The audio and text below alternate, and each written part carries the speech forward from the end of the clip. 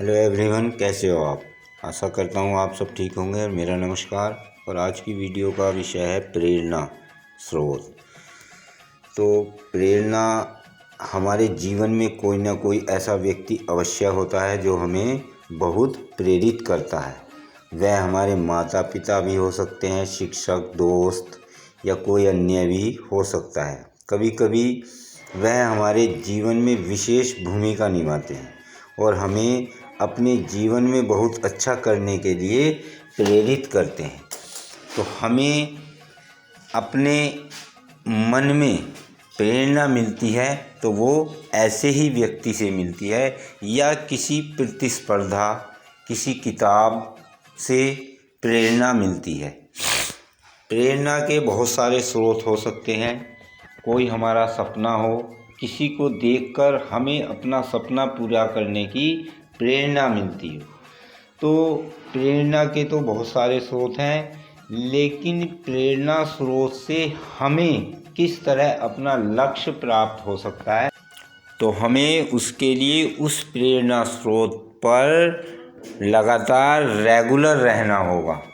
जब हम उस प्रेरणा स्रोत पर लगातार रेगुलर रहते हैं तब हमें निरंतर प्रेरणा मिलती रहेगी अपने लक्ष्य को प्राप्त करने के लिए।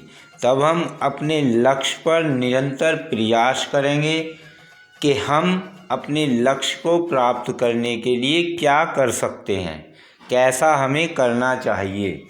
तो यदि हम अपने लक्ष्य पर प्रेरणा स्रोत पर लगातार कार्य करते हैं, उस पर रेगुलर रहते हैं, तब हमें प्रेरणा मिलती रहेगी और हम वह कार्य करते रहेंगे जो हमारे लक्ष्य को प्राप्त करने के लिए आवश्यक हैं। क्योंकि वही व्यक्ति है या वही चीज़ है या वही किताब है या कोई प्रतिस्पर्धा है जो हमें प्रेरित करती है। तो जो हमें हमारे लक्ष्य को प्राप्त करने के लिए प्रेरित करती है उस पर हमें रेगुलर रहना होगा। और जब हम उस पर रेगुलर रहेंगे तभी हम वो हमारे माइंड में रहेगी और हम अपने लक्ष्य पर आवश्यक कार्य कर सकेंगे जो हमें अपने लक्ष्य पर कार्य करने चाहिए।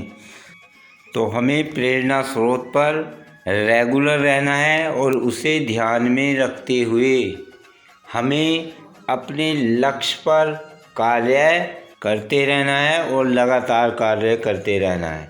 और जब हम लगातार अपने लक्ष्य पर कार्य करेंगे तब हमारा लक्ष्य हमें ज़रूर प्राप्त होगा। तो इसके लिए हमें अपने ध्यान में, अपने मन में अपने प्रेरक को रखते हुए, जो हमें प्रेरणा स्रोत है हमारा, उसको ध्यान में रखते हुए, क्योंकि हम जब उसको ध्यान में रखेंगे तब हमें प्रेरणा अपने लक्ष्य के लिए मिलती रहेगी।